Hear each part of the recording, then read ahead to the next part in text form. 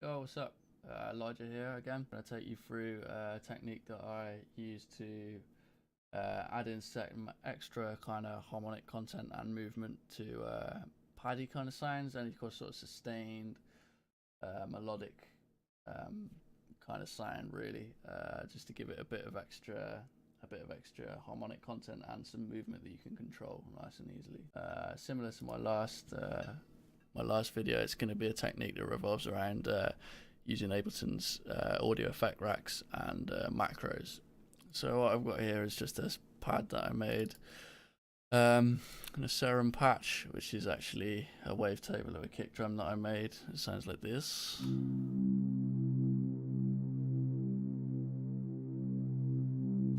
Alright, it's pretty simple kind of paddy sound, and I've also got this chord trigger as well, so we can make some slightly thicker sounding pads like that.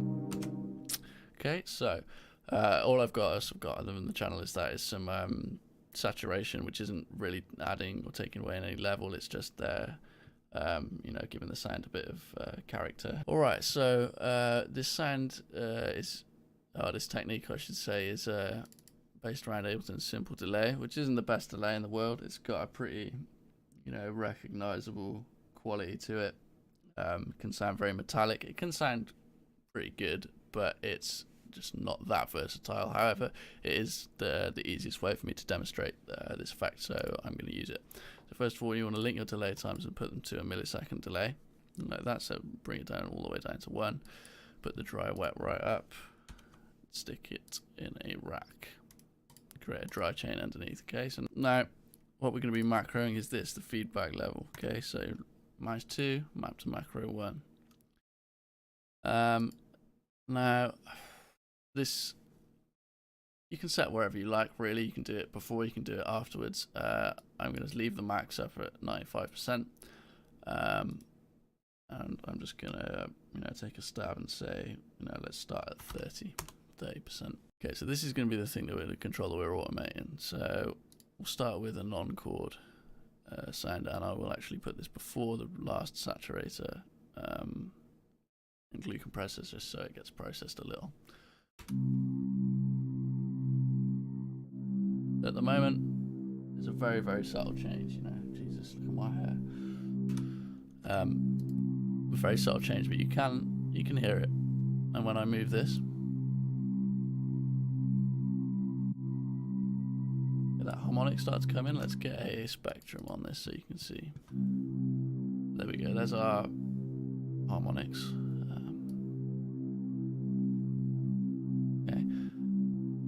Now when we start to, when I turn the chain on, first of all,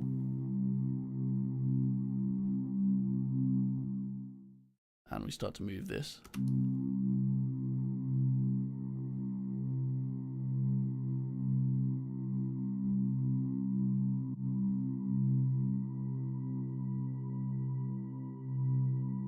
these harmonics here.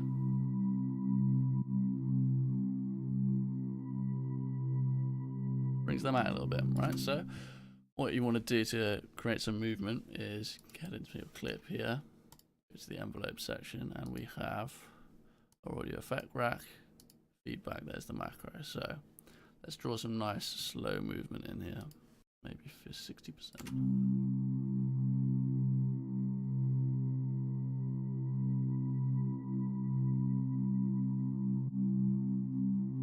Okay, there you go. So that's the basis of it, right? So say like here, this is what I've been doing previously. There's a load of different bounces, but say we wanted to use this channel, resampling on the channel,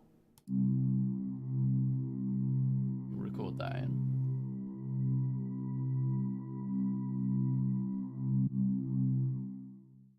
All right, now what we might want to do is change this time here. So if we put it to 2 seconds, hear how the tone of the sound and the movement changes.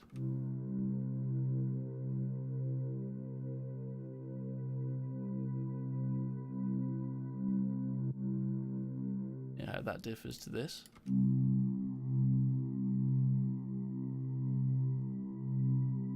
There we have quite high harmonics being generated.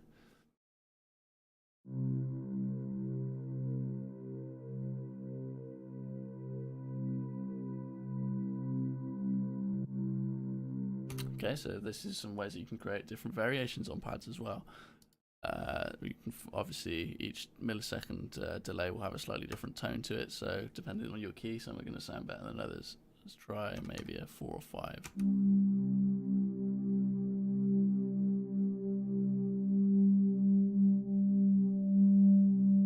That one's very, very resonant. Now, so what you can do to get around that is send this control here, the level of the wet chain, also map that to the feedback macro, and I'm going to set our max to 0, don't want to be going above there, and maybe start this off at -20. Let's see how this sounds.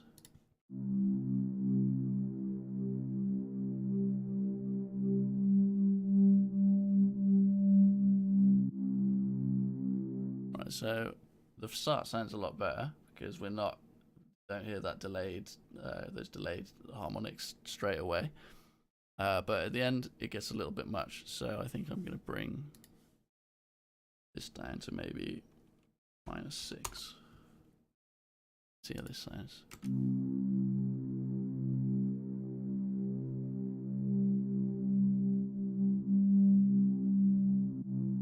It's better. I think I'm going to do a little bit more even. Try -12.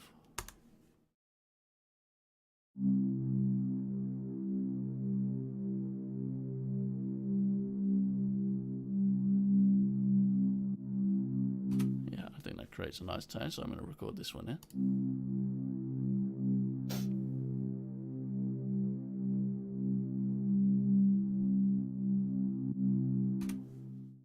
Let's try putting our chord trigger on as well, see how that sounds for this one.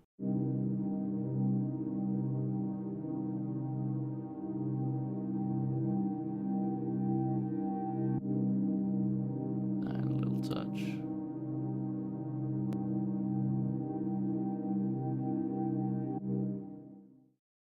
That's pretty much explained the effect. Now you can also duplicate this rack. Have more than one going at the same time.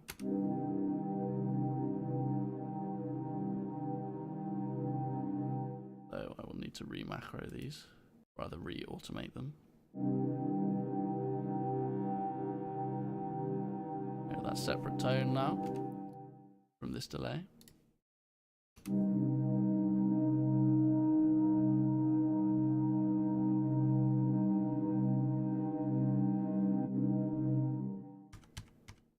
Anyway, yeah, you can obviously see where this goes. I can play you a few of the variations I managed to make myself just with these techniques, so you can have a listen to some of the other potential.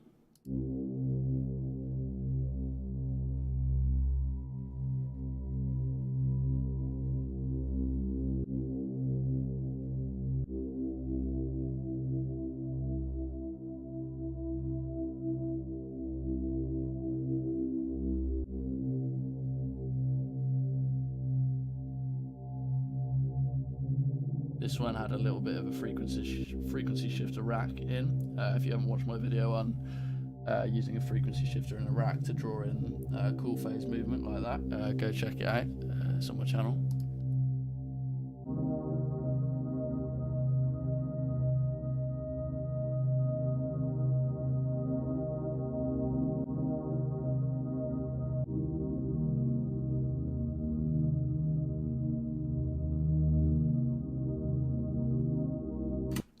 So yeah, there you go. I mean, it's a pretty subtle effect. It's not gonna, make your tune sound amazing. It's pretty input dependent. But I got some feedback on the last video that people were kind of into the sound design techniques that weren't so much looking at the stuff you find lots of synthesis and explaining patches, that kind of thing, but actually using some of Ableton's built-in workflow to your advantage, and develop your sounds that in a personal way. So yeah, if you like the shit, then give me a subscribe. You'll always be notified when I put a new video out, so you can check it out, see if it's something cool. And you can check out my Twitch as well, because I stream now fairly regularly, whatever I'm doing, my uni work, or just making tunes, fucking about, a bit of gaming now and then. You can check me out on Twitch, Elijah Beats. There'll be a link on my channel. Safe. See you next time.